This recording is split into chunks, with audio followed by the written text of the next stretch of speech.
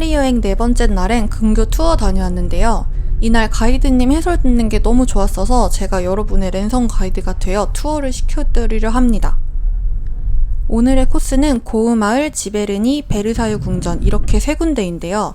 각각 대중교통으로 갈 수 있기는 한데 그렇게 가면 하루에 한 곳밖에 못 간다 하더라고요. 그래서 저는 이렇게 세 개 묶여있는 투어를 추천합니다. 첫 번째로 들른 곳은 오베르라는 고흐 마을이에요. 여기는 평생 33번을 옮겨 다닌 고흐가 생애 마지막 70일을 보낸 곳이에요. 여기는 오베르의 시청인데요. 고흐의 그림과 바로 비교해 볼 수 있게 만들어 놨어요. 100년이 넘는 세월이 무색하게 그림과 별다른 점이 없더라고요. 고흐는 이 시청 맞은편에 있는 라부 여인숙이라는 곳에서 생활을 했어요. 실내는 촬영 불가능이라 영상으로 못 남겨가지고 사진으로 보여드릴게요. 이 다락방에서 묵었는데 환기도 되지 않는 이 작은 방에서 미친듯이 작품들을 그려나갔다고 합니다.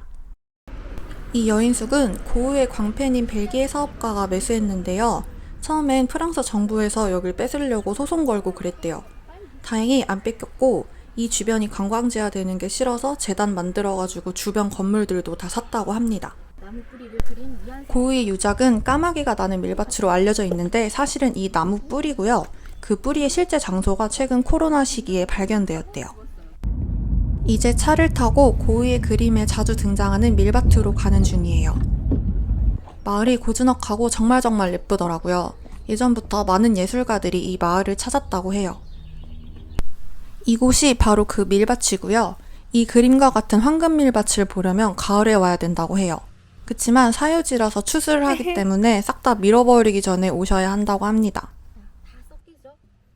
그러니까 그가 하루에 한 점 이상의 유화를 그렸다는 건 마르는 시간을 고려하지 않았다는 이야기죠. 끝없이 펼쳐진 밀밭이 정말 한 폭의 유화를 보는 것 같았어요. 이제 고흐가 묻혀있는 공동묘지에 왔습니다.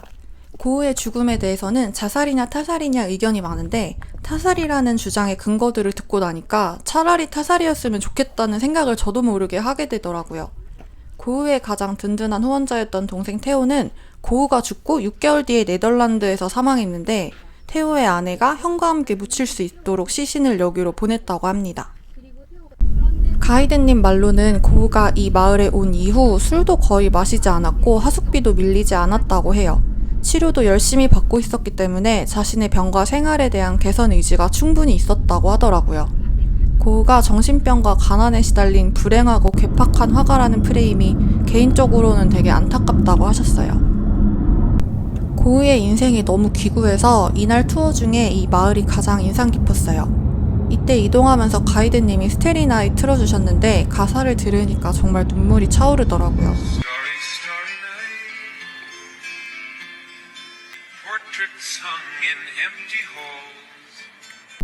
흐르지 못하게 고개를 살짝 들고 창밖을 보니까 모네의 생가가 있는 지베르니에 도착했습니다.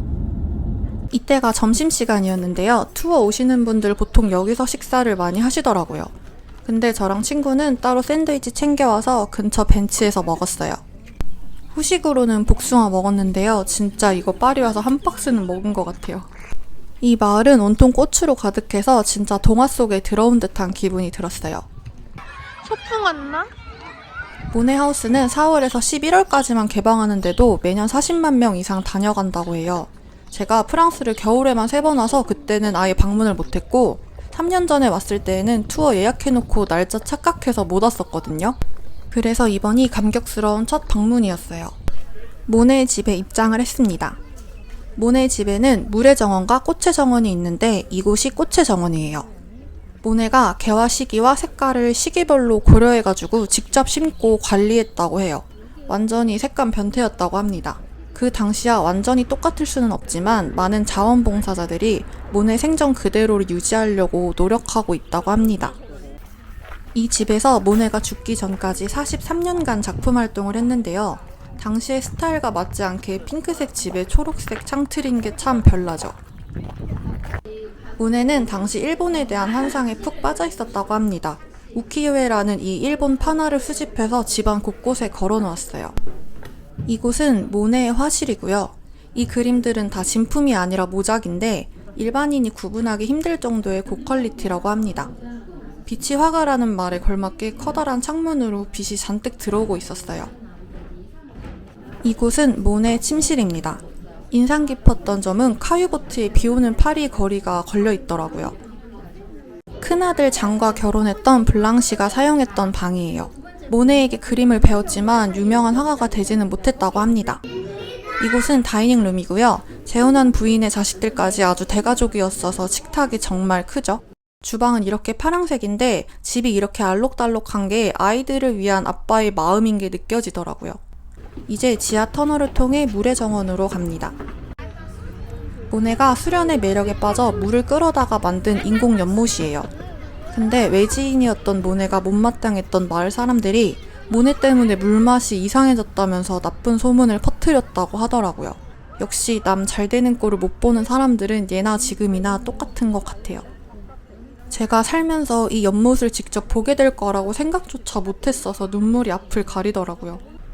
연못 관리하는 분조차도 뭔가 그림 보는 기분? 모네는 일본식 정원에도 관심이 많아서 이 아치형 다리도 일본풍으로 만든 거라고 해요. 아직 봄이어서 수련이 피지는 않았는데 수련이 만발하는 여름에 오면은 정말 더 아름다울 것 같아요. 출구에 기념품 샵 있는 게 국룰이죠.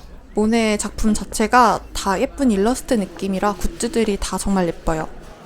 근데 다른 박물관에도 모네 굿즈 많이 팔아서 이번에 처음 본 소주잔을 구매했는데요. 이거 이렇게 벗겨지니까 구매는 비추합니다. 머리 많은 그루프 없어져서 이렇게 하고 있는데 웃겨서 한번 찍어봤어요. 이제 마지막 목적지인 베르사유 궁전으로 가는데요. 너무 길어져서 여기는 다음 편으로 올릴게요.